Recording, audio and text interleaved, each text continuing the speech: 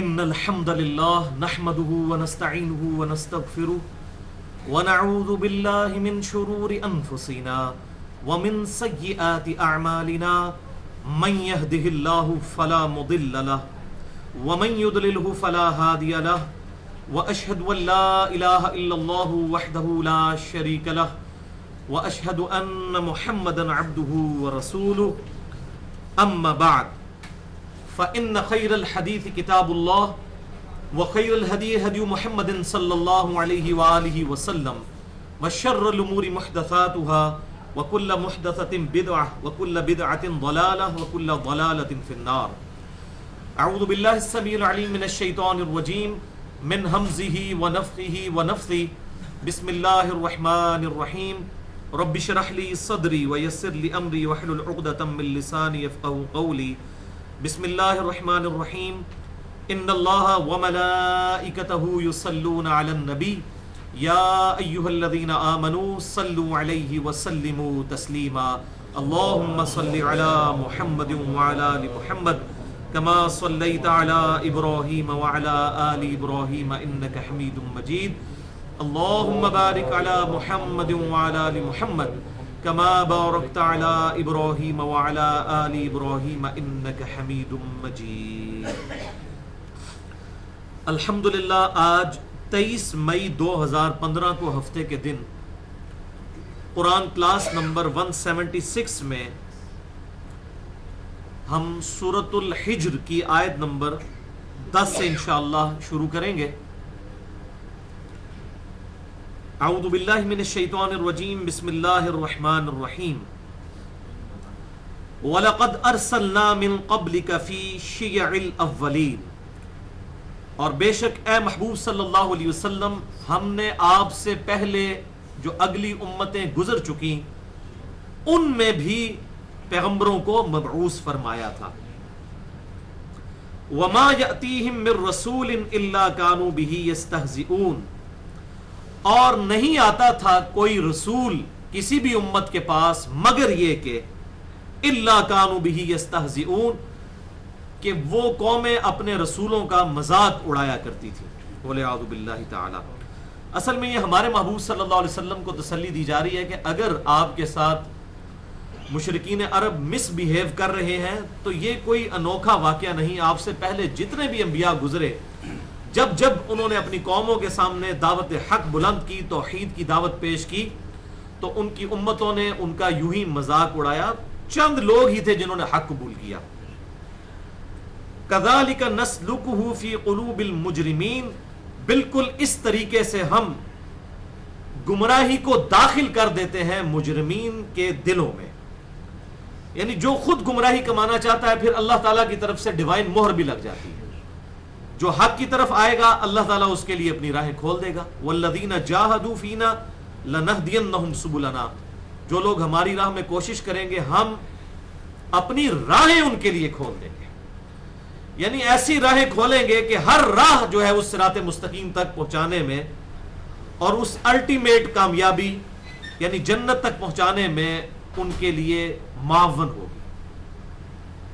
کسی کے لیے کوئی معاملہ جو ہے وہ حق تک پہنچنے کا ذریعہ بن جائے گا, کسی کے لیے کوئی اور معاملہ. اور اس کے برعکس جو لوگ جان بوجھ کر حق سے اناد کرتے ہیں اللہ تعالیٰ ان کے دلوں پر مہر لگا دیتا ہے. اس کا ذکر ہے. اسی لیے میں نے مسئلہ تقدیر کے اوپر بڑی ڈیٹیل سے گفتگو کی ہے تقریباً 6-6.5 گھنٹے کی. مسئلہ نمبر 103, 104 A, B اور C جس میں 200 آیات تقریباً کراس ریفرنس کے طور پر پیش کی ہیں کہ اللہ تعالیٰ کسی کو جان بوجھ کر خود گمراہ نہیں کرتا ورنہ معاذ اللہ اللہ کے اوپر ظلم لازم آئے گا. اور اللہ تعالیٰ تو عدل فرمانے والا ہے. انسان خود اپنے لیے گمراہی خریدتا ہے. بالکل اس طریقے سے کہ جو شخص سردیوں کی سخت رات میں اگر ننگے پاؤں کسی ننگے ٹھنڈے فرش پر پھرے گا اور اس کے بعد وہ بیمار ہو جائے تو وہ کسی کو بلیم نہیں کر سکتا. وہ خود مجرم ہے, اس نے خود ایسے اسباب اپنے لیے پیدا کیے. لا یؤمنون بہ. وہ ایمان نہیں لائیں گے. کیوں؟ اللہ تعالیٰ نے ان کی گمراہی کے سبب ان کے دلوں پر مہر لگا دی ہے. وقد خلت سنت الاولین. اور اس سے پہلے اگلوں کی بھی یہی سنت یہی روش گزر چکی ہے. سنت کہتے ہیں طریقے کو.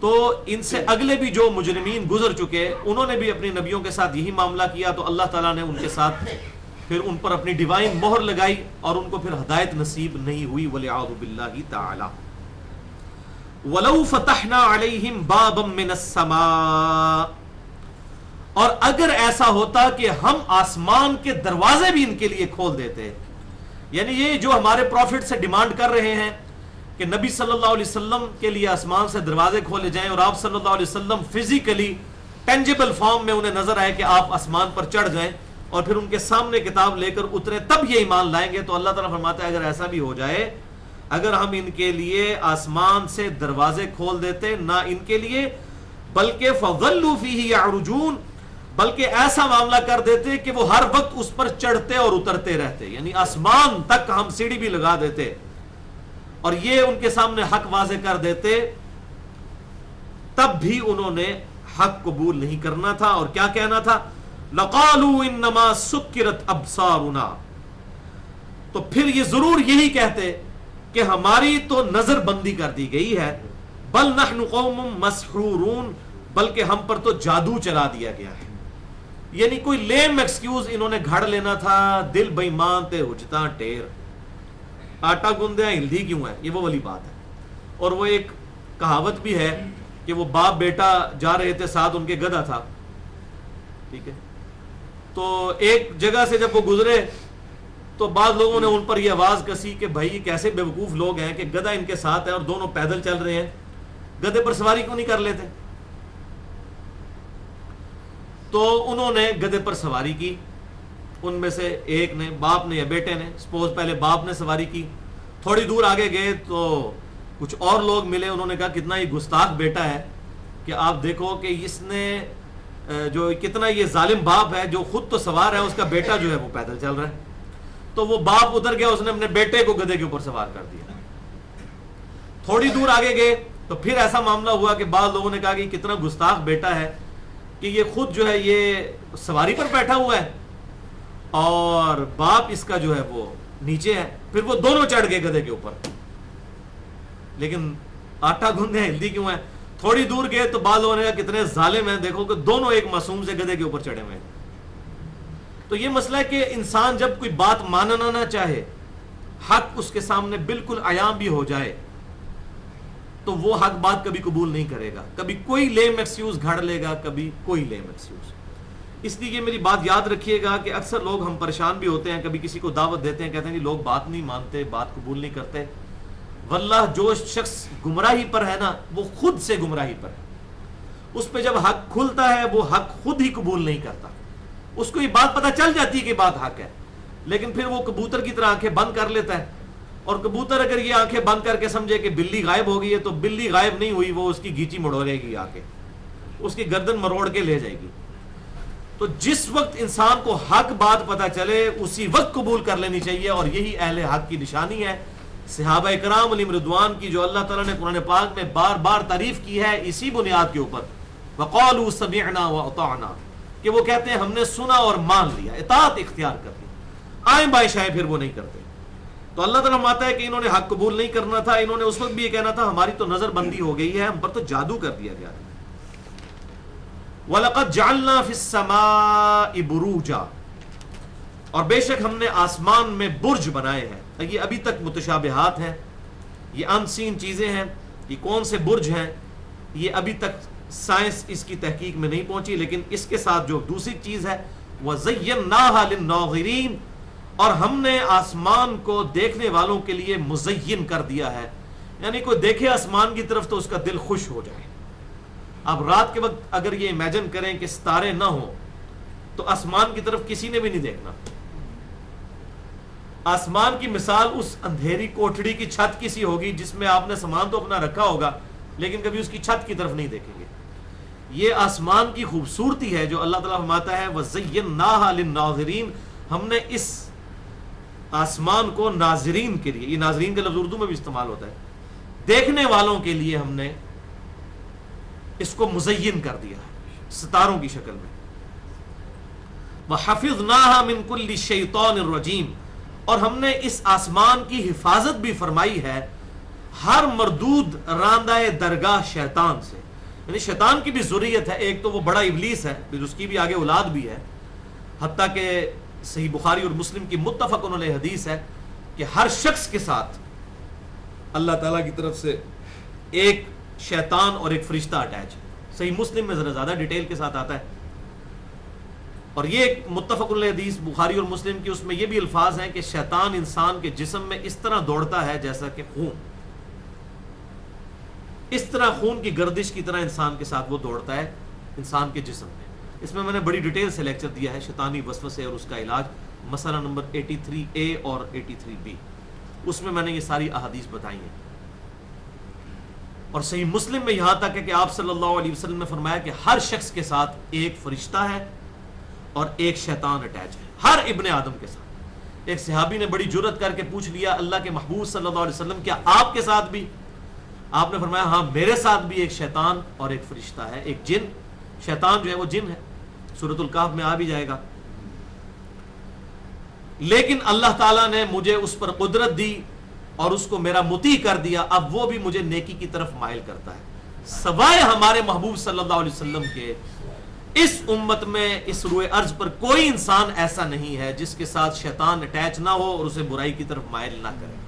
اب وہ خوف خدا کی وجہ سے بچ جائے وہ الگ چیز ہے، البتہ جو 100% گارنٹی بچنے کی ہے وہ صرف پروفٹ کی ہے صلی اللہ علیہ وآلہ وسلم.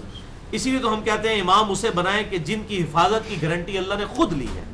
ما ضل صاحبکم وما غوا، تمہارے نبی نہ کبھی بہکے ہیں نہ کبھی بہرا چلے ہیں. تو امام اس کو بنانا چاہیے کہ جس کی گارنٹی اللہ نے خود لی ہے کہ اسے کبھی گمراہی نہیں آئے گی، وہ کبھی بہکے گا نہیں، وہ کبھی شیطان کے ہاتھوں مغلوب نہیں ہوگا.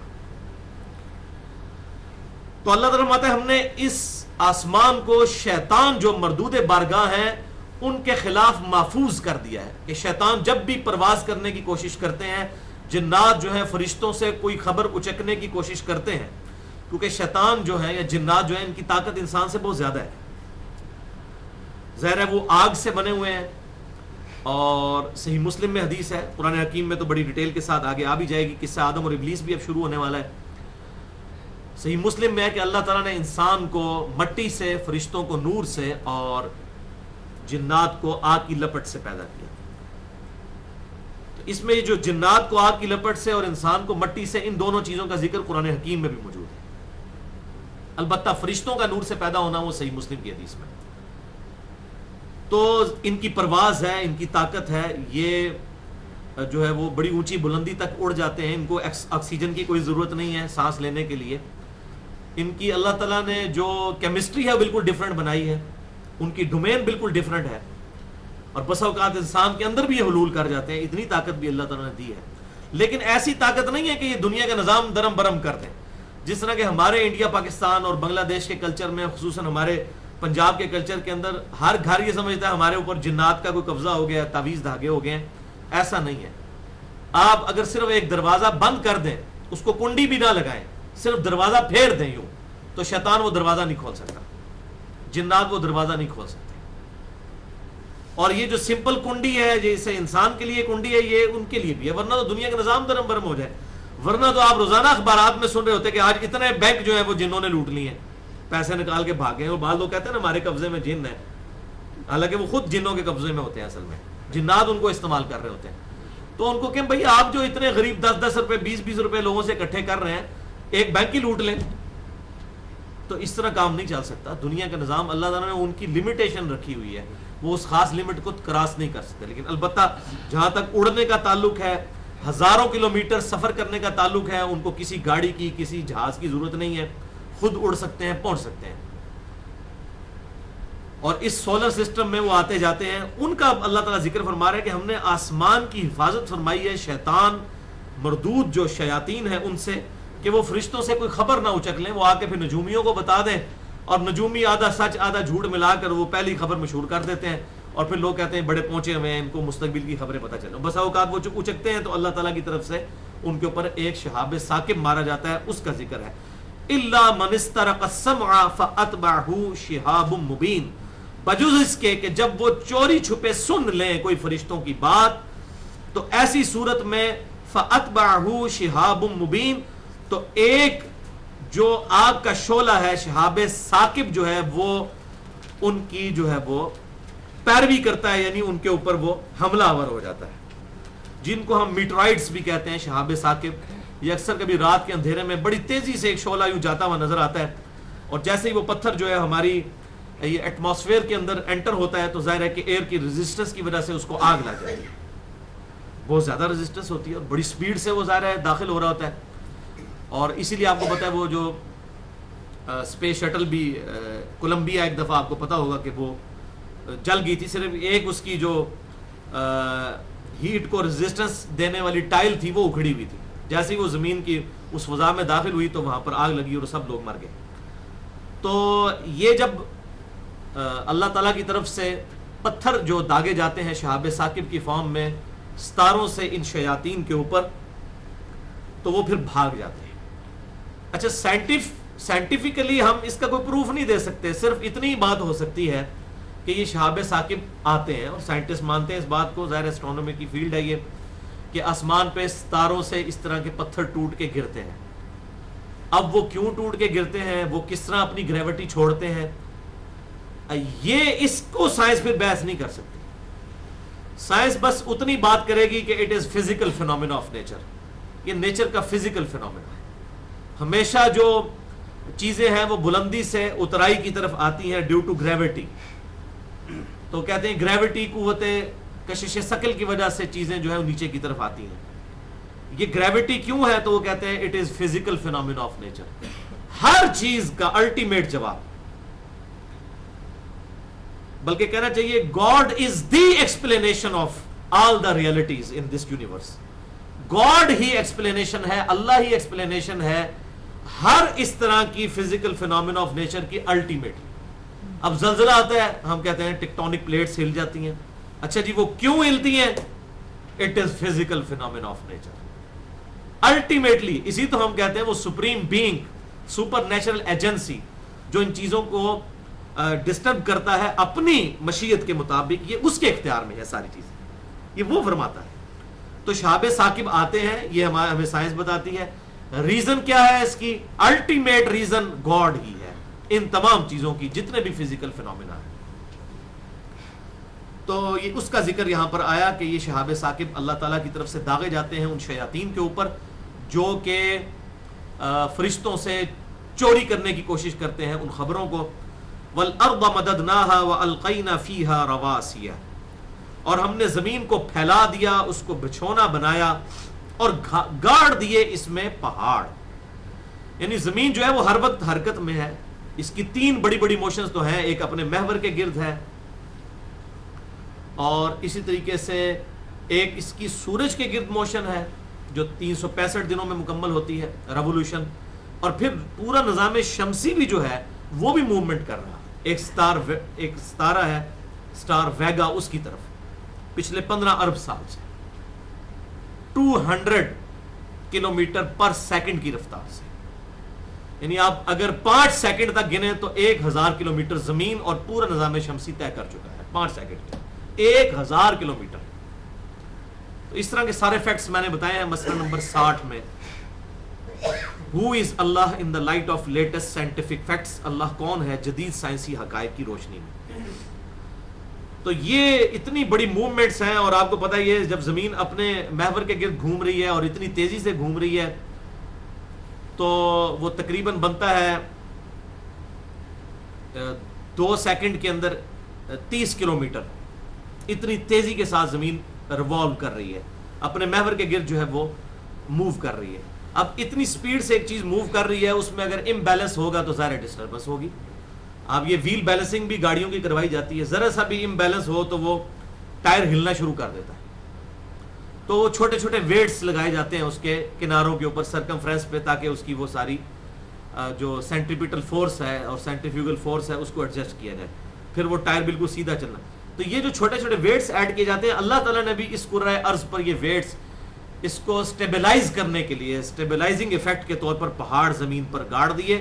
وَأَنبَتْنَا فِيهَا مِن كُلِّ شَيْءٍ مَوْزُونٍ، اور ہم نے اس میں ہر شے جو ہے وہ ایک مقررہ اندازے کے مطابق، موضوع اندازے کے مطابق اگائی ہے، جو ریکوائرمنٹ ہے، اور اس طرح اس کو بیلنس کیا ہے کہ انسان حیران ہو جاتا ہے. ایسی ایسی مخلوقات ہیں کہ اگر ان کی پروڈکشن ایک ضرورت سے زیادہ ہو جائے، مثلا یہ اب جو سانپ ہے اس کے جتنے انڈے ہوتے ہیں اگر ان سارے سانپ ہی وہ زندہ بچ جائیں تو دنیا میں صرف سانپ ہی ہوں. تو ایسا ایڈجسٹ کیا ہے چیزوں کو. اور اس کے برعکس آپ دیکھیں جو بکریاں ہیں یا گائے ہے، یہ چیزیں جو ہیں وہ ذبح کر کے کھائی جاتی ہیں، ان کی پروڈکشن بڑی کم ہوتی ہے ایز کمپیئر ٹو ان کے، لیکن یہ چیزیں بھی دنیا سے ختم نہیں ہوتی. تو ہر چیز کو بڑے اندازے کے ساتھ اللہ تعالیٰ نے بیلنس کیا ہے. اسی طریقے سے سمندروں میں جو مخلوقات ہے وہ تو کوئی امیجن ہی نہیں کر سکتا. یعنی ایک جو نارمل ویل مچھلی ہے، ایک ویل مچھلی، اس کی ایک وقت کی خوراک 500 کلو گرام گوشت ہے. چھوٹی ویل مچھلی، یہ بڑی ویل مچھلی کی بات نہیں ہو رہی. اور پیسیفک اوشن کے اندر یعنی بحر الکاہل میں اور اٹلانٹک میں، بحر اوقیانوس میں اور بحر الہند کے اندر ہزاروں لاکھوں کی تعداد میں ایسی ویلز بھی موجود ہیں کہ ایک ایک ویل کا جو حجم ہے وہ 11 افریقن ہتھنیوں کے برابر ہے. افریقہ کی 11 اگر ہتھنیاں ہوں یعنی 11 ہاتھی ہوں افریقہ کے بڑے بڑے تو ایک ویل مچھلی بنتی ہے. اتنی بڑی بڑی ویل مچھلی جن کا ٹنوں ٹن خوراک ہے وہ کون پوری کر رہا ہے؟ اللہ. ہر شے کی خوراک بیکٹیریا سے لے کر ایک بڑی ویل مچھلی تک. اور سائنٹسٹ ہمیں بتاتے ہیں کہ اس وقت روئے ارض پر جو مخلوقات کی سپیشیز کی تعداد ہے وہ 2 ملین ہے، 20 لاکھ. یعنی اگر آپ صرف سپیشیز گننی شروع کر دیں نا جو ہمیں فزیکلی نظر آ رہی ہیں، حیوانات کی، نباتات کی، یعنی گھوڑا، گدھا، کوا، چیل، مینا، انسان، خچر، اس طرح آپ گننا شروع کریں نا تو 20 لاکھ سپیشیز ہیں. پھر ہر سپیشیز کی تعداد اربوں خربوں میں. آپ دیکھ لیں تقریباً 6-7 ارب تو انسان ہی ہے روئے ارض کے اوپر موجود ہے. اور پھر آپ یہ دیکھیے کہ سائنٹسٹ ہمیں یہ بتاتے ہیں کہ زمین پر حشرات الارض جو ہے، یعنی یہ جو زمین کے کیڑے ہیں، صرف کیڑوں کی بات ہو رہی ہے، ان کی تعداد اتنی زیادہ ہے کہ اگر روئے ارض پر بسنے والے ہر انسان کو 200 ملین کیڑے دے دیے جائیں، 20 کروڑ، یعنی تقریباً یہاں جتنے 80-100 کے قریب لوگ بیٹھے ہیں، آپ کو بھی ایک ایک بندے کو 20 کروڑ میں کیڑے دینا شروع کر دوں، 20 کروڑ، اور اس طرح 6-7 ارب انسانوں کو یہ بانٹے جائے نا تب بھی کیڑے اس سے زیادہ ہیں حشرات الارض. اور آپ سوچ نہیں سکتے باقی کیا کیا مخلوقات ہیں، ان امیجنیبل ڈیٹا ہے. تو ان ساری مخلوقات کا زندہ ہونا یہاں پر اتنی فائن ٹیوننگز کے ساتھ، ان کی زندگی برقرار، سورج کے ذریعے ان کی خوراک کا بندوبست، اور یہ پورا بیلنس سسٹم جو ہے یہ اللہ تبارک و تعالیٰ چلا رہا ہے. اور اللہ تعالیٰ فرماتے ہیں ہم نے بڑے موضوع اندازے کے مطابق ان چیزوں کو ایڈجسٹ کیا ہے. وَجَعَلْنَا لَكُمْ فِيهَا مَعَائِشْ، اور ہم نے زمین میں تمہارے لیے رزق کا سامان بھی رکھ لیا ہے. وَبَلْ لَسْتُمْ لَهُ بِرَازِقِينَ، اور ہم ان کو بھی روزی دیتے ہیں جن کو تم روزی نہیں دیتے. یہ تو آپ میرا مسئلہ نمبر 103 سن لینا، جس میں میں نے بڑی ڈیٹیل سے بتایا کہ اللہ تعالیٰ نے اس روئے ارض کے اندر اللہ کی طرف سے رزق کی تقسیم کا مسئلہ اور مسئلہ تقدیر، مسئلہ نمبر 103، کہ کیا کیا پوٹینشل رزق اللہ تعالیٰ نے ہر مخلوق کا اس کے اندر رکھ دیا. دنیا میں ایسے پلانٹس موجود ہیں، ایسے پودے جو مینڈک کھا جاتے ہیں. آپ اندازہ کریں، یعنی مینڈک کیسے کھاتے ہیں؟ خود چل کے تو مینڈک کا شکار نہیں کر سکتے. ان کے پتوں کی شیپ ایسی ہے کہ مینڈک اس کی طرف اٹریکٹ ہوتے ہیں. ان پتوں کے یعنی پتوں کے منہ کھلے ہوئے ہیں اور ان کے اندر کوئی لیسدار مادہ ہے، جب کوئی بھی کیڑا اس کے اندر جاتا ہے تو اس میں پھنس جاتا ہے، اور مینڈک جب جو ہے اس کو کھانے کے لیے اس میں آتے ہیں تو وہ فوراً پتا بند ہو جاتا ہے، اور وہ پتا جو ہے یعنی وہ پودا جو ہے وہ پورا اس کو ہضم کر جاتا ہے. ایسی ایسی مخلوقات ہیں.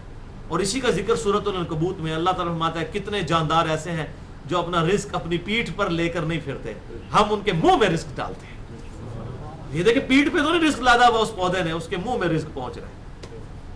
یعنی سائنٹسٹ یہ ہمیں بتاتے ہیں کہ اس روئے ارض پہ 1 اسکوائر انچ بھی ایسا نہیں جہاں پر کوئی زندہ مخلوق آباد نہ ہو. 1 اسکوائر انچ یعنی انچ بائی انچ کا اگر آپ کھانا بنائیں اتنا سا بنتا ہے، تو اس کے اوپر بھی مخلوقات ہیں.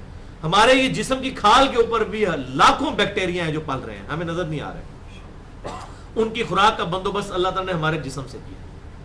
یہ ساری چیزوں کو ٹائنیس ڈیٹیل تک اللہ تعالیٰ نے کنٹرول کیا ہے، اور اس زمین میں ہی ان کی معیشت کا معاملہ کر دیا وَإِن مِّن شَيْءٍ إِلَّا عِندَنَا خَزَائِنُهُ، اور نہیں کوئی چیز مگر ہمارے پاس اس کے بے شمار خزانے ہیں، وَمَا نُنَزِّلُهُ إِلَّا بِقَدَرٍ مَعْلُوم، لیکن ہم ان کو ایک اندازے کے مطابق دنیا پہ اتارتے ہیں۔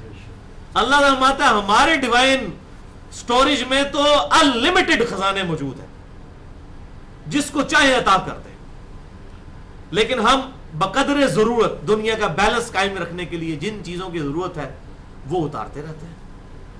ایون اس زمین کے اندر ایسی چیزیں موجود ہیں جو وقت کے ساتھ ساتھ ایکسپلور ہو رہی ہیں، یعنی یہ جو مٹی کا تیل ہے اور پیٹرول ہے اور ڈیزل ہے، 1748 سے پہلے کسی کو نہیں پتا تھا کہ اتنی بڑی انرجی کی ریسورس ہماری زمین کے اندر موجود ہے۔ یعنی آج 300 سال بھی نہیں ہوئے تیل کا پہلا کنواں امریکن جو سٹیٹ تھی پنسلوینیا، اس میں 1748 میں دریافت ہوا، آج ہے 2015، یعنی ابھی 300 سال بھی نہیں ہوئے انسان کو زمین کے اندر اتنا بڑا خزانہ پتا چلا ہے۔ تیل جس کے اوپر، جس کو بلیک گولڈ آج ہم کہہ رہے ہیں، پوری دنیا کی معیشت اس پہ چل رہی ہے۔ یعنی آج تیل اگر زمین کے اندر چلا جائے، دفن ہو جائے، ختم ہو جائے، تو سکون ہو جائے دنیا کے اندر۔ یعنی ادھر سے ہم لوگ جو اسلام آباد نوکری کرنے جاتے ہیں، اسلام آباد والے لاہور جاتے ہیں، لاہور والے کراچی جاتے ہیں، یہ ساری موومنٹ ختم ہو جائیں، اپنی اپنی لوگ بکریاں پالیں اور اپنے اپنے گندم اگائیں، سکون سے جتنے آنے اتنے ہی بیٹھے رہیں۔ یہ تو تیل کی وجہ سے ہی سب کچھ ہو رہا ہے نا، جتنی ہلچل دنیا میں مچی ہوئی ہے۔ تو یہ اللہ تبارک و تعالیٰ نے اتنا بڑا سورس رکھا تھا، اور پھر انسان نے اسے ایکسپلور کیا، پھر آئی سی انجنز بنائے، اور آج آپ دیکھ لیں دنیا پوری کی پوری تیل پہ، ایک دن کے لیے پیٹرول کا مسئلہ ہو جائے تو آپ دیکھیں کس طریقے سے موٹر سائیکل۔ اور تو اللہ تعالیٰ فرماتا ہے ہم ان کو نازل کرتے ہیں ایک مقررہ تعداد کے مطابق، ایک معلوم اندازے کے مطابق کس وقت نازل کرنا ہے۔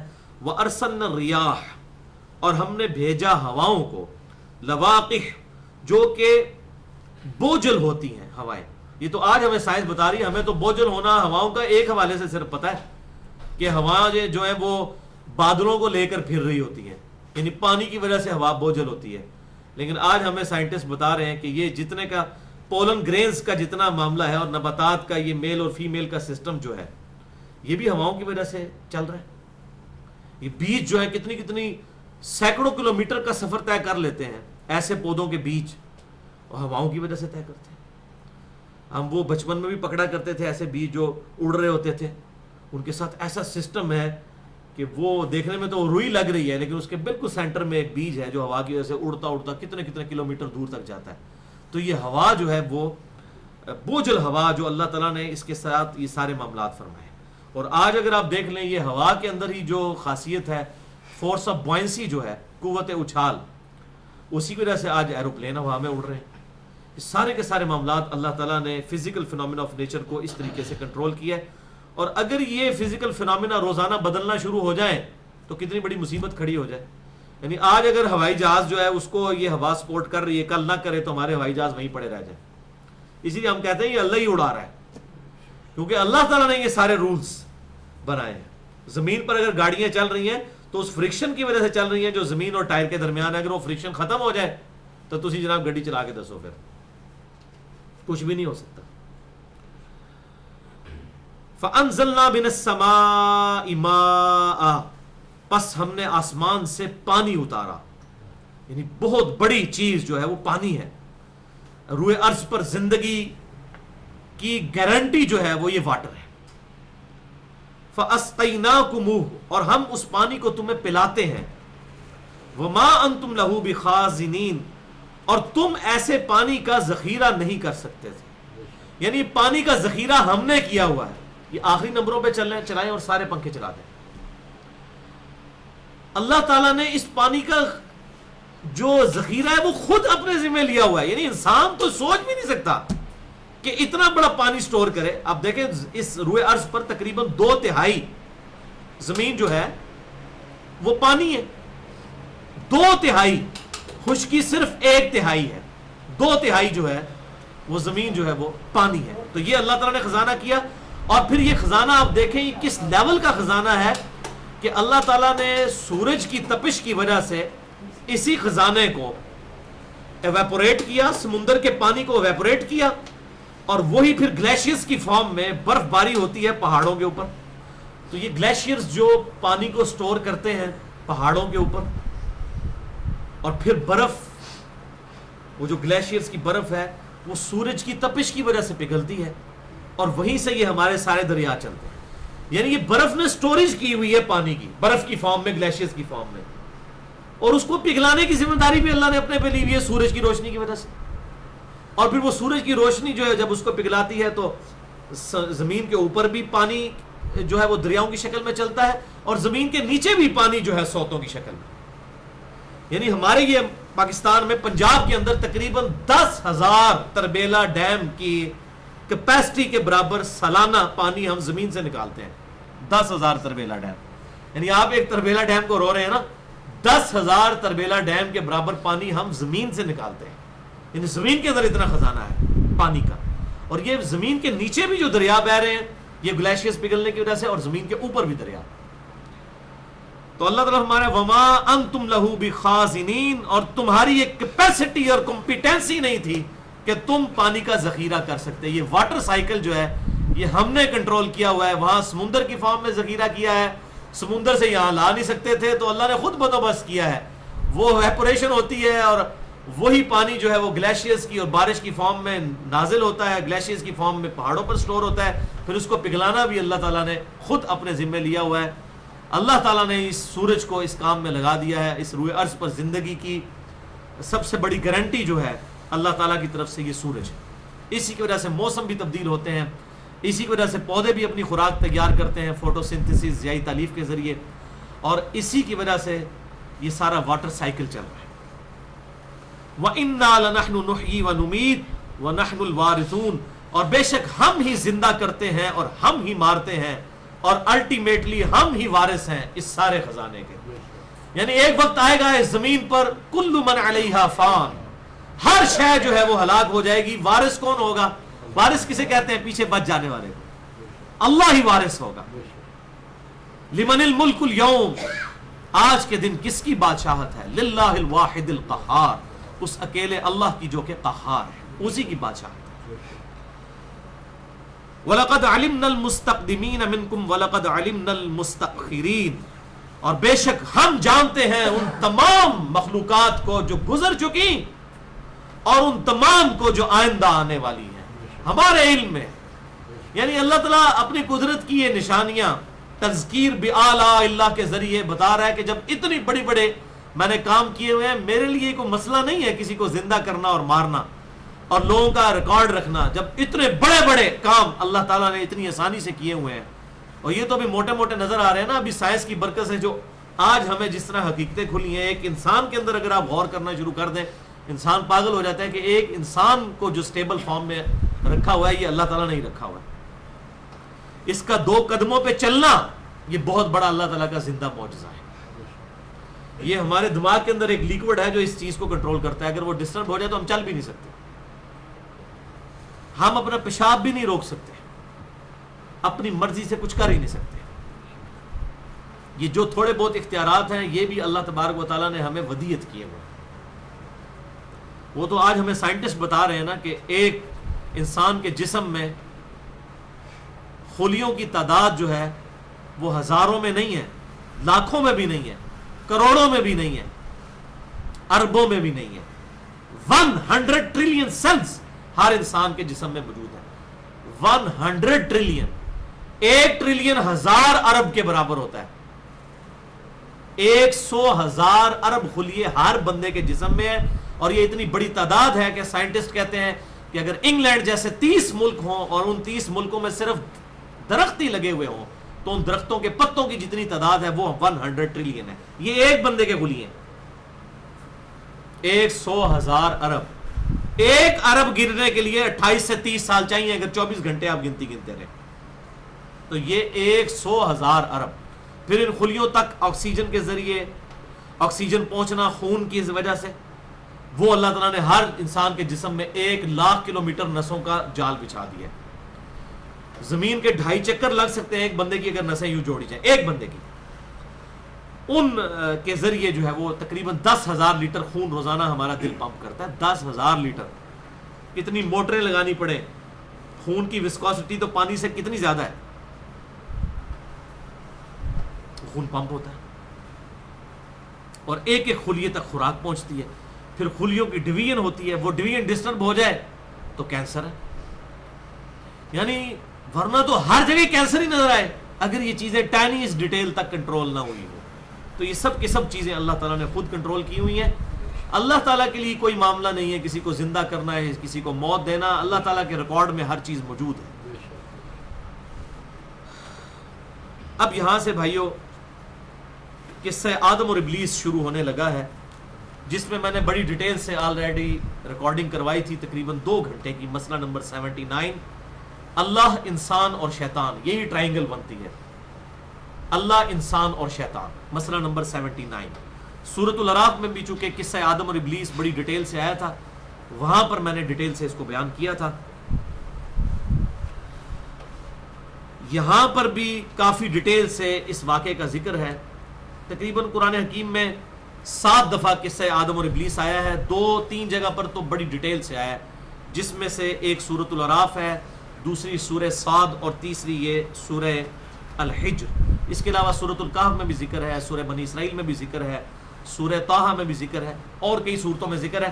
لیکن جو ڈیٹیل ذکر والے مقامات ہیں ان میں سے ایک یہ ہے، وَلَقَدْ خَلَقْنَا الْإِنسَانَ مِنْ صَلْصَالٍ مِنْ حَمَإٍ مَسْنُونٍ، اور بے شک ہم نے انسان کو پیدا کیا کھنکھناتی ہوئی مٹی سے جو پہلے سیاہ بدبودار گارا تھی. حَمَإٍ مَسْنُونٍ، ایسا گارا جو کہ خشک ہو کر بدبودار ہو چکا ہو اور وہ کھنکنا شروع کر دے خشکی کے بعد، اس سے ہم نے انسان کو پیدا کیا. اچھا، قرآن حکیم میں اللہ تعالیٰ نے مختلف الفاظ استعمال کیے ہیں انسان کی پیدائش کے لیے. تراب کا لفظ بھی استعمال ہوا، یعنی مٹی. پھر طین کا لفظ بھی، طا یا نون، طین. طین ایسی مٹی کو کہتے ہیں جس میں پانی ڈال کے اسے گوندا گیا ہو. پھر طین اللازب بھی استعمال ہوا ہے. طین اللازب وہ مٹی ہے کہ جسے پانی میں گوندا جائے اور پھر اس مٹی کے اندر آرگینک کمپاؤنڈ کوئی ڈال دیا جائے، جسے ہمیں پنجابی میں توڑی کہتے ہیں. توڑی ڈالی جاتی ہے نا، اگر یہ توڑی نہ ڈالی جائے تو مٹی جب گیلی ہوگی، خشک ہو کے وہ ٹوٹنا شروع ہو جائے گی. اس کے وہ چھوٹے چھوٹے جو ہے ٹکڑے بن کر، جنہوں سے پنجابی کھریپڑ کہتے ہیں، وہ اس طریقے سے فارم میں پھٹنا شروع ہو جاتی ہے. تو اس کو پھٹنے سے روکنے کے لیے جو ابھی بھی گاؤں ایریا میں جو لپائی کی جاتی ہے نا گھروں کی، تو اس میں وہ توڑی ڈالی جاتی ہے. آرگینک کمپاؤنڈ ہے وہ توڑی، جس کی وجہ سے فرمنٹیشن کا عمل ہوتا ہے. اور وہ جو تین ہے پانی ڈالی ہوئی مٹی، وہ تین لازب بن جاتی ہے. گوندی ہوئی مٹی جو لیس دار ہو، اس میں لیس کا پھر عنصر شامل ہو جاتا ہے. اسی وجہ سے جب اس کی لپائی کی جاتی ہے تو دھوپ لگنے سے وہ پھٹتی نہیں ہے. ورنہ آپ کہیں پر دیکھیں کیچڑ ہو مٹی والا، اور جب تیز دھوپ پڑتی ہے تو آپ دیکھیں گے اس کے ٹکڑے مٹی کے الگ ہونا شروع ہو جاتے ہیں. اگر یہی کام مکانوں کے ساتھ شروع ہو جائے تو مکان جو ہے وہ ٹوٹنے شروع ہو جائیں. وہ کیوں نہیں ہوتا؟ اس توڑی کی وجہ سے، آرگینک کمپاؤنڈ کی وجہ سے جو فرمنٹیشن ہوتی ہے، وہ ہے طین اللازب. اور پھر اس کی اگلی سٹیج ہے جو یہاں پر آئی ہے، صلصال من حمأ مسنون، ایسی مٹی سے جو کھنکھناتی ہو، جو پہلے بدبودار سیاہ گارا تھی. یعنی وہی طین اللازب جو ہے وہ دھوپ کی وجہ سے جب بالکل خشک ہو جائے اور کھنکھنانا شروع کر دے، یعنی اس کو آپ کھٹکھٹا سکتے ہیں، اور ایسی چیزوں کے ساتھ باقی مختلف چیزیں بھی بنائی جاتی ہیں. تو یہ مٹی ہے بیسیکلی جس سے اللہ تعالیٰ نے انسان کو پیدا کیا. وَالْجَانَّ خَلَقْنَاهُ مِن قَبْلُ مِن نَارِ السَّمُومِ، اور جنوں کو ہم نے انسانوں سے بھی پہلے پیدا کیا تھا آگ کی لپٹ سے. یہ موم بتی جلائے نا، اس کا فلیم ہے، اور فلیم کے اوپر ایک ان سین فلیم بھی ہوتا ہے، اور وہ سب سے زیادہ گرم ہوتا ہے. اس کی نوک کے اوپر والا حصہ، اس کی شکل نظر نہیں آ رہی ہوتی آگ جلنے کی وجہ سے، لیکن وہاں پر ہیٹ جو ہے وہ اپنی خاص ہیٹ وہاں پر دھوئیں کی ہوتی ہے. اسی کو کہا جاتا ہے من نار السموم، ایسی آگ جو کہ دھواں نہیں تھی، وہ آگ کی لپٹ بالکل اس کا اوپر والا پورشن فلیم کا. وَإِذْ قَالَ رَبُّكَ لِلْمَلَائِكَةِ، اور یاد کرو جب تمہارے رب نے فرشتوں سے کہا، انی خالق بشر من صلصال من حمأ مسنون، بے شک میں انسان بنانے والا ہوں کھنکھناتی ہوئی مٹی سے جو کہ پہلے بدبودار گارا تھی، کیچڑ تھی. فَإِذَا سَوَّيْتُهُ تو جب میں اسے درست کر لوں، وَنَفَخْتُ فِيهِ مِن رُوحِي اور میں اس میں اپنی جانب سے کوئی روح، اپنی طرف سے خاص روح پھونک دوں، فَقَعُوا لَهُ سَاجِدِينَ تو تم سب کے سب گر پڑنا سجدے میں. فَسَجَدَ الْمَلَائِكَةُ كُلُّهُمْ تو سب کے سب فرشتے گر پڑے سجدے میں، اجمعون اکٹھے، الا ابلیس سوائے ابلیس کے. ابا اس نے انکار کیا، ان یکون مع الساجدین کہ وہ سجدہ کرنے والوں کے ساتھ شامل نہ ہوا. یہاں پر دو شائبے آتے ہیں. ایک تو یہ ہے کہ فرشتے تو اللہ تعالیٰ کے حکم کی نافرمانی نہیں کرتے، اور فرشتوں کو حکم ہوا ہے تو ابلیس نے سجدہ کیوں نہیں کیا؟ تو اس کا جواب اللہ تعالیٰ نے سورۃ الکہف میں دیا ہے، آیت نمبر 50 کے اندر، 50 نمبر. کان من الجن ففسق عن امر ربی، وہ ابلیس جن تھا اس لیے اس نے اپنے رب کی نافرمانی کی، وہ فرشتہ نہیں تھا. دوسرا شائبہ یہ ہے، اشکال یہ ہے کہ اگر وہ جن تھا تو پھر جنوں کو تو سجدے کا حکم ہی نہیں ہوا، حکم تو فرشتوں کو ہوا ہے. چونکہ وہ فرشتوں کے ساتھ اسی جماعت میں شامل تھا تو یہ اسی طریقے سے ہے جیسے کہ ایک کلاس میں اگر 50 لڑکے ہوں اور ایک لڑکی ہو، اور ٹیچر کے آنے پر جو ہے وہ مانیٹر کہے کہ بوائز سٹینڈ اپ، تو اس کا یہ مطلب نہیں ہوتا کہ وہ استاد کے استقبال میں لڑکی نے نہیں کھڑا ہونا. وہ تغلیب کا قاعدہ عربی میں بھی استعمال ہوتا ہے، جو ڈومیننٹ ہوتا ہے اسی کا ذکر کیا جاتا ہے. قرآن میں بھی آپ اکثر دیکھیں کہ مذکر کے صیغوں کے ساتھ خطاب کیا جاتا ہے. اس کا یہ مطلب نہیں ہے کہ وہ عورتوں نے ان چیزوں پہ عمل نہیں کرنا، یہ ڈومیننسی. تو اس وقت چونکہ سارے فرشتے تھے، ڈومیننٹ فرشتے تھے، ان میں ایک یہ جن تھا، اللہ تعالیٰ نے اس سب کے سب کو حکم دیا. اور پھر اس کا وہ معاملہ بھی آپ دیکھ لیں، اللہ تعالیٰ نے اس پہ کوئی فتویٰ نہیں لگایا، اس سے پوچھا ہے کہ ہو سکتا ہے جیسے کہ آج کچھ لوگ کہہ رہے ہیں کہ جی وہ تو اسلام پہ اعتراض کرنے والے کہ اس کو تو حکم ہی نہیں تھا، تو اگر حکم نہ ہوا ہوتا تو وہ کہہ دیتا یا اللہ تو بنو تو کہ ہی نہیں ہے. تو اب آپ دیکھ لیں، قال یا ابلیس، اللہ تعالیٰ نے حجت تمام کیا ہے، ابلیس ما لک الا تکون مع الساجدین، تجھے کیا ہوا کہ تو سجدہ گزاروں میں شامل نہیں ہوا؟ اب اس نے تو نہیں یہ کہا کہ یا اللہ تو نے تو فرشتوں کو حکم دیا تھا، مجھے تو دیا ہی نہیں تھا، یہ نہیں اس نے کہا. اس نے کہا قال لم اکل لاسجد لبشر خلقتہ من صلصال من حمأ مسنون، وہ کہنے لگا کہ میں یہ گوارا نہیں کر سکتا کہ میں ایسی ہستی کے سامنے سجدے میں گر پڑوں. ظاہر ہے یہ سجدہ عبادت نہیں تھا، سجدہ تعظیمی تھا، جو اگلی امتوں میں جائز تھا، ہماری امت میں حرام ہو گیا. رسول نبی داؤد میں حدیث ہے کہ اگر میں سجدہ جائز سمجھتا تو بیویوں کو کہتا کہ خامدوں کو کریں اس حق کے سبب جو اللہ تعالیٰ نے ان کو دیا. تو پہلے یہ سجدہ تعظیمی بھی غیر اللہ کے لیے ہو جاتا تھا. تو اس نے کہا کہ مجھے یہ گوارا نہیں کہ میں ایسے شخص کے لیے سجدے میں گر پڑوں جو بدبودار گارے سے جسے پیدا کیا گیا ہے. قال فخرج منها، تو اللہ تعالیٰ نے فرمایا کہ پھر یہاں سے نکل جا، دفع ہو جا. یعنی تجھے تو یہ دیکھنا چاہیے تھا میرا مالک میرا خالق اللہ ہے، اس نے جو مجھے حکم دیا میں اس کی پیروی کروں. فَإِنَّكَ رَجِيمٌ، تو بے شک تو مردود بارگاہ ہو چکا ہے. وَإِنَّ عَلَيْكَ اللَّعْنَةَ إِلَى يَوْمِ الدِّينِ، اور بے شک قیامت کے دن تک تجھ پر لعنت ہے.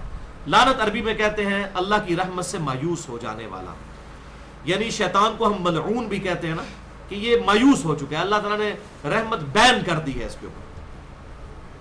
قال ربی فانظرنی الی یوم یبعثون، تو اس نے کہا کہ اے اللہ پھر تو مجھے بھی مہلت دے دے اس دن تک جس دن کے مردوں کو اٹھایا جائے گا، یعنی قیامت تک.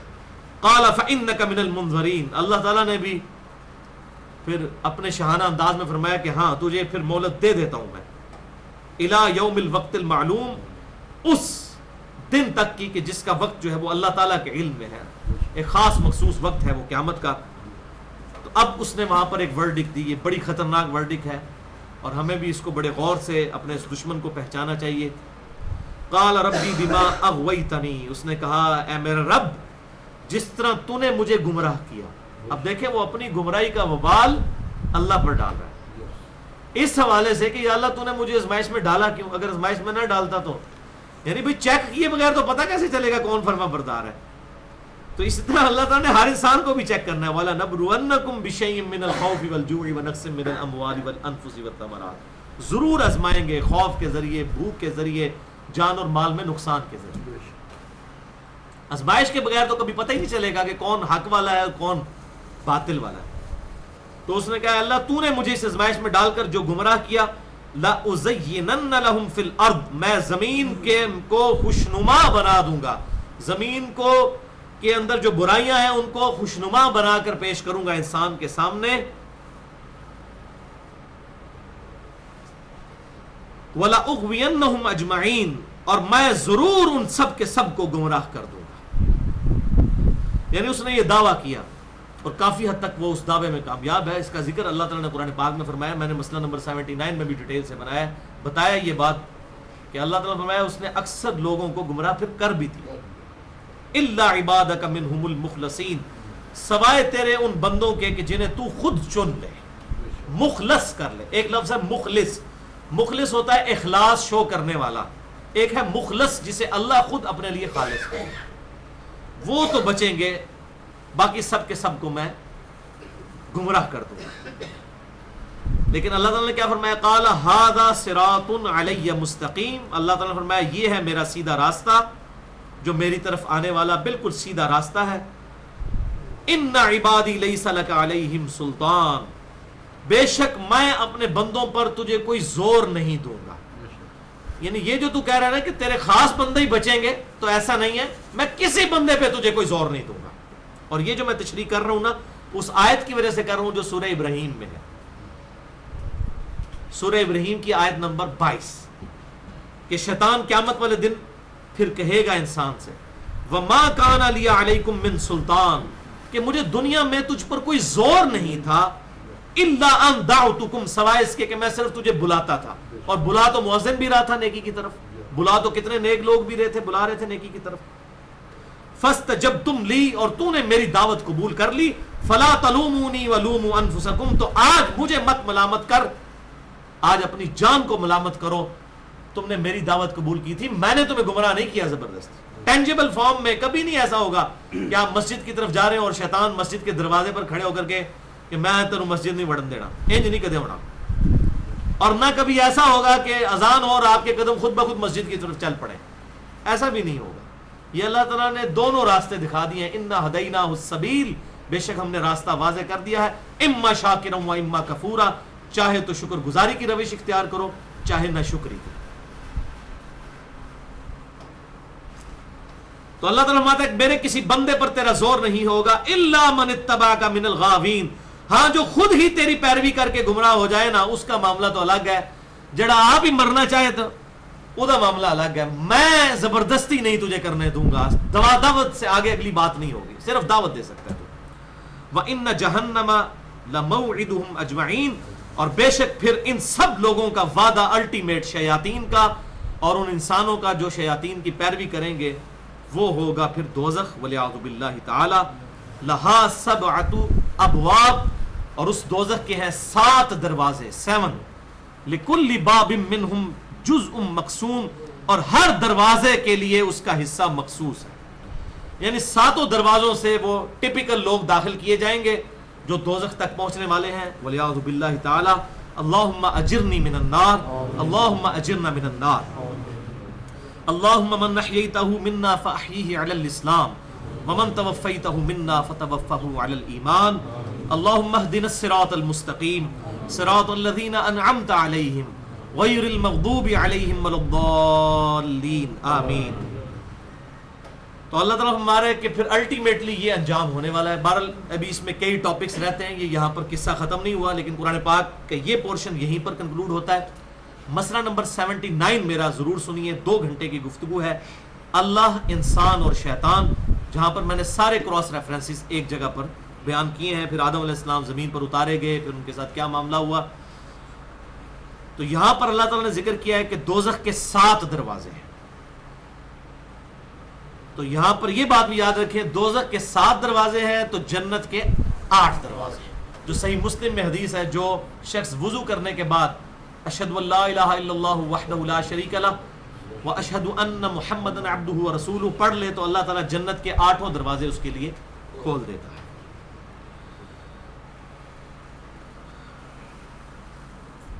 اب بھائیو، اگلی آیات جو ہیں بڑی اہم ہیں، جہاں پر میں نے کچھ امپورٹنٹ گفتگو بھی کرنی ہے، اسی پہ ہم کنکلوڈ کریں گے۔ پہلے ان آیات کو پڑھ لیتے ہیں، سورۃ الحجر کی آیت نمبر 45 سے لے کر 50 تک، اور اسی پہ انشاءاللہ ہمارا درس بھی آج کنکلوڈ ہوگا۔ ان المتقین فی جنات وعیون، اب دوستیوں کا ذکر ہوا تو اس کے بعد سائملٹینیس کنٹراسٹ جنتیوں کا ذکر۔ بے شک پرہیزگار جو لوگ ہیں وہ جنتوں میں باغات کے اندر آباد ہوں گے، ایسے باغات جہاں پر چشمے ہوں گے۔ ادخلوها بسلام آمنین، اور انہیں حکم ملے گا اللہ کی طرف سے داخل ہو جاؤ جنت میں خیر و عافیت کے ساتھ۔ اب سلامتی ہی سلامتی ہے، اس کے بعد کوئی تکلیف نہیں آئے گی۔ جو صحیح مسلم میں حدیث ہے کہ جب جنتی جنت میں داخل ہوں گے تو اللہ کی طرف سے یہ ندا کی جائے گی فرشتے کے ذریعے کہ جنتیوں اب تمہیں مبارک ہو، اب یہاں پر تم ہمیشہ زندہ رہو گے، تمہیں کبھی موت نہیں آئے گی، تم ہمیشہ تندرست رہو گے، کبھی بیمار نہیں پڑو گے، اور تم ہمیشہ جوان رہو گے، کبھی بوڑھے نہیں ہوگے، اور آج کے بعد اللہ تم سے کبھی ناراض نہیں ہوگا، ہمیشہ کی رضامندی۔ یہی چار چیزیں انسان کو چاہیے، بوڑھا نہ ہو، بیمار نہ ہو، موت نہ آئے، اور اللہ تعالیٰ کی طرف سے ہمیشہ کی رضامندی ملے۔ اللہ اکبر۔ وَنَزَعْنَا مَا فِي صُدُورِهِم مِّن غِلٍّ، اور ہم نکال دیں گے جو کچھ ان کے سینوں میں کوئی کینہ ہوگا، غل ہوگا ایک دوسرے کے بارے میں۔ اخوانا، پھر وہ بھائی بھائی بن جائیں گے، علی سرر متقابلین، اور تکیوں پر ٹیک لگائے آمنے سامنے بیٹھے ہوں گے۔ اگر دنیا میں دو مسلمانوں کے درمیان کوئی رنجش بھی ہوگی تو اللہ تبارک و تعالیٰ وہ رنجش ختم فرما دے گا قیامت کے دن۔ اس آیت میں میں ڈیٹیل سے بھی گفتگو بھی کروں گا، پہلے یہ اگلی آیات پڑھ لیں۔ لا یمسہم فیہا نصب، وہاں ان کو کوئی تکلیف نہیں پہنچے گی، وما ہم منہا بمخرجین، اور نہ ہی ان کو وہاں سے نکالا جائے گا، ہمیشہ پھر وہ جنت میں رہیں گے۔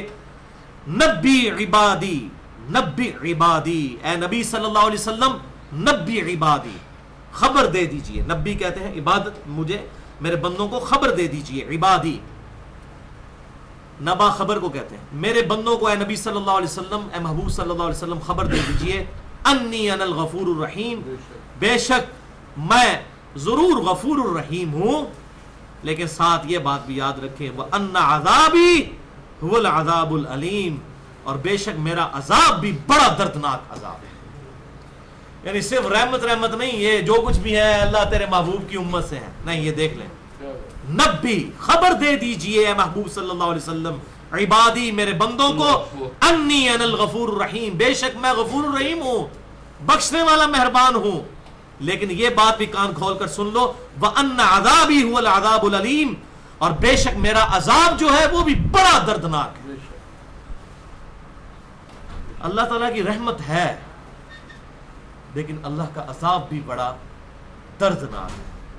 اس کی رحمت کی امید پر اس کی نافرمانی نہیں کی جا سکتی کہ جو مرضی کرتے رہو، اے اللہ جو کچھ بھی ہیں تیرے محبوب کی امت سے ہیں، حرام خور ہیں، بے ایمان ہیں، ٹھگ ہیں، بے نمازی ہیں، اسی بندے دا پتر کوئی نہیں بڑھنا، یا اللہ جو کچھ بھی ہیں تیرے محبوب دی امت تو سانو انجی قبول کر۔ یہ بات نہیں، اللہ تعالیٰ غفور الرحیم ہے، اس کی رحمت کی ضرورت ہر بندے کو ہے، پیغمبروں کو بھی ضرورت ہے۔ بخاری اور مسلم کی متفق علیہ حدیث ہے، کوئی شخص محض اپنے اعمال کی بنیاد پر جنت میں داخل نہیں ہو سکتا۔ ایک صحابی نے عرض کیا اللہ کے محبوب صلی اللہ علیہ وسلم، بڑی جرت کی انہوں نے، کیا آپ بھی؟ فرمایا ہاں، میں بھی جنت میں داخل نہیں ہو سکتا جب تک کہ میری رب کی رحمت مجھے ڈھانپ نہ لے۔ تو رحمت کی تو ضرورت اللہ کے محبوب کو بھی ہے صلی اللہ علیہ وسلم، جن کے اعمال بھی پرفیکٹ ہیں، تو رحمت تو سب کو ضرورت ہے۔ رحمت کا یہ کنسیپٹ نہیں ہے کہ اللہ کی بغاوت کی جائے اور پھر رحمت پہ امید رکھی جائے، نہیں، رحمت کا کنسیپٹ وہی ہے جیسا کہ ایک کسان زمین میں ہل چلاتا ہے، پوری محنت کرتا ہے، بیج بوتا ہے، پھر رحمت کی بارش ہوتی ہے، وہاں سے فصل نکلتی ہے۔ اب اگر کوئی کسان جو ہے وہ بیج ہی نہ بوئے، ہل ہی نہ چلائے اور کہ جی بارش ہوگی خود بخود نکلے گا، تو چاڑ چنگاڑ ہی نکلے گا، گندم نہیں نکلے گی۔ تو اس طریقے سے اعمال کا بیج بونا ہوگا، تقوی کی اس کے اندر آپ کو وہ ہل چلانا پڑے گا، پھر اللہ کی رحمت شامل حال ہوگی، ہمارے ان ٹوٹے پھوٹے اعمال کو اللہ تعالیٰ قبول کر کے جنت میں جانے کا سبب بنائے گا۔ یہ بالکل کلیئر کٹ بات ہے۔ لیکن یہ جو قرآن پڑھے گا تو اس کو پتہ چلے گا نا. وہ جو قرآن کے دائیں ہیں ان کو لوگ کہتے ہیں کہ یار یہ بڑے ڈاڈے نے, بڑی سخت سخت گلاں کر دینے. تو اب یہ اب دیکھ لیں, یہ اپنی طرف سے بات ہے. نبی عبادی انی انا الغفور الرحیم, اے نبی صلی اللہ علیہ وسلم خبر دے دیجئے کہ بے شک, میرے بندوں کو خبر دے دیجئے کہ بے شک میں ضرور بخشنے والا مہربان ہوں. وَأَنَّ عَذَابِي هُوَ الْعَذَابُ الْعَلِيمُ, اور بے شک میرا عذاب جو ہے وہ بھی بڑا دردناک ہے. ڈر جاؤ. اچھا بھائیو, یہاں پر بڑی ایک امپورٹنٹ آیت آئی ہے جنتیوں کے حوالے سے, سورۃ الحجر کی آیت نمبر 47. وَنَزَعْنَا مَا فِي صُدُورِهِم مِّن غِلٍّ, اور ہم نکال دیں گے اہل جنت کے سینوں میں سے جو کینہ ہے ایک دوسرے کے خلاف. اخواناً علی سرر متقابلین, وہ بھائیوں کی طرح آمنے سامنے بیٹھے ہوں گے تکیوں پر ٹیک لگائے ہوئے. کیونکہ اگر دل میں کسی کے خلاف کینہ موجود ہو پھر انسان آمنے سامنے نہیں بیٹھ سکتا.